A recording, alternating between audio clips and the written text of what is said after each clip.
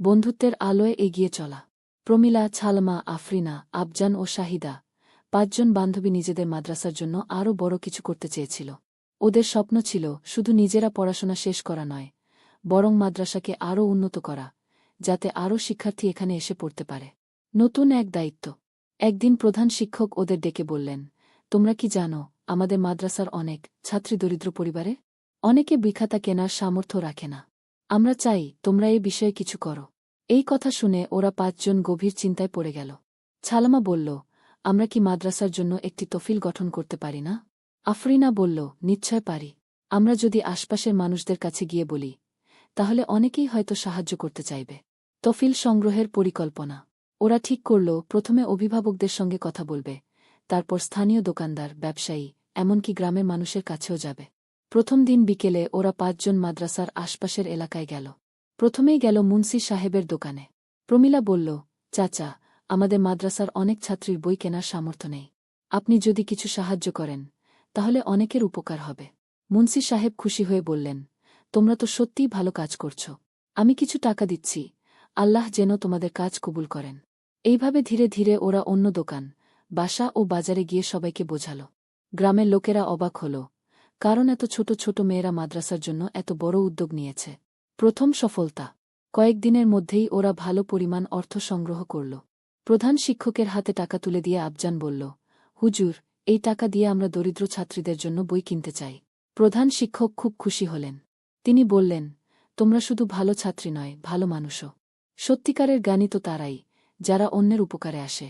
সেই টাকা দিয়ে নতুন বই কেনা হল, আর যাদের বই ছিল না, তাদেরকে বই উপহার দিল। ওরা খুব আনন্দ পেল। আরও বড় স্বপ্ন।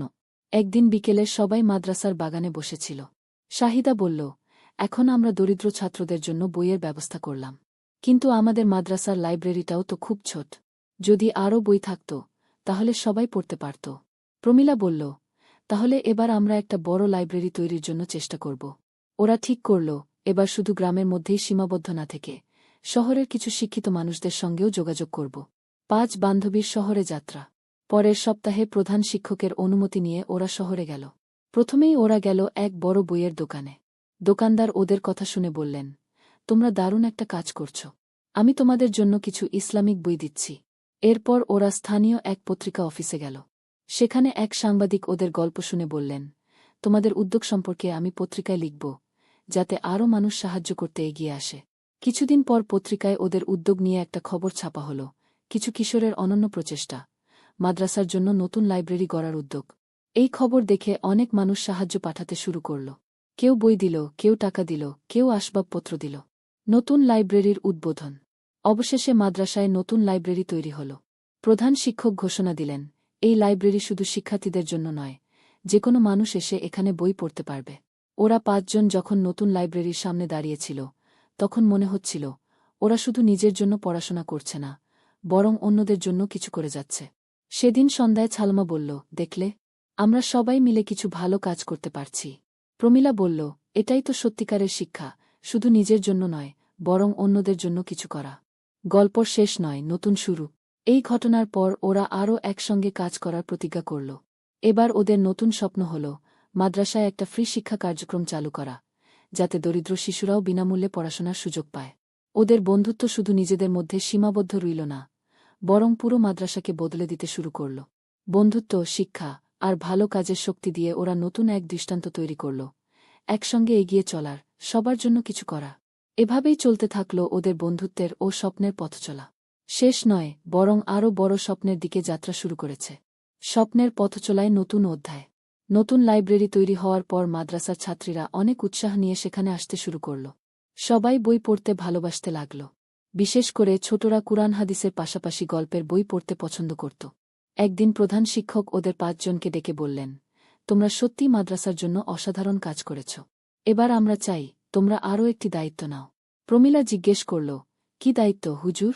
তিনি বললেন, আমরা চাই তোমরা সপ্তাহে একদিন ছোটদের জন্য বিশেষ পাঠের ব্যবস্থা করো, যেখানে শুধু বই পড়া নয়, বরং নৈতিক শিক্ষা, ইসলামিক ইতিহাস এবং বাস্তব জীবনের শিক্ষাগুলো শিখতে পারবে। ওরা ৫ জন একে অপরের দিকে তাকাল, তারপর একসঙ্গে বলল, আমরা রাজি। শিক্ষার নতুন ধারা।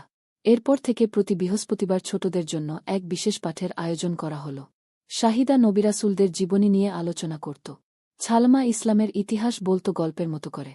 আফরিনা দোয়া ও আমলের গুরুত্ব বুঝিয়ে দিত। আবজান সুন্দর তেলাওয়াত শেখাত।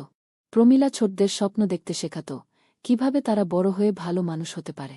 এই পাঠগুলো এত জনপ্রিয় হয়ে উঠল যে শুধু ছোটরাই নয়, বড়রাও এসে বসে থাকত শোনার জন্যে। নতুন অনুপ্রেরণা। একদিন এক ছোট মেয়ে লায়লা পড়া শেষে শাহিদার কাছে এসে বলল, আপু, আমি বড় হয়ে আপনার মতো হতে চাই। আমি চাই সবাইকে পড়াতে। এই কথা শুনে শাহিদার চোখে আনন্দের জল চলে এলো। সে বলল, তাহলে এখন থেকেই তোমাকে মনোযোগ দিয়ে পড়তে হবে। একদিন তুমিও অনেকের অনুপ্রেরণা হবে। ওরা বুঝতে পারল, যে আলো ওরা জ্বালিয়েছে তা আরও অনেকের মাঝে ছড়িয়ে পড়ছে। শেষ নয়, শুরুর অপেক্ষা। মাদ্রাসায় ওদের প্রচেষ্টায় এক নতুন জাগরণ সৃষ্টি হল। ওরা শুধু নিজেদের জন্য নয়, বরং পুরো সমাজের জন্য কিছু করার প্রতিজ্ঞা নিল। এভাবে ওদের বন্ধুত্ব, শিক্ষা এবং স্বপ্ন একসঙ্গে এগিয়ে চলতে থাকল, শেষের কোনো রেখা ছাড়াই, নতুন দিনের আশায়।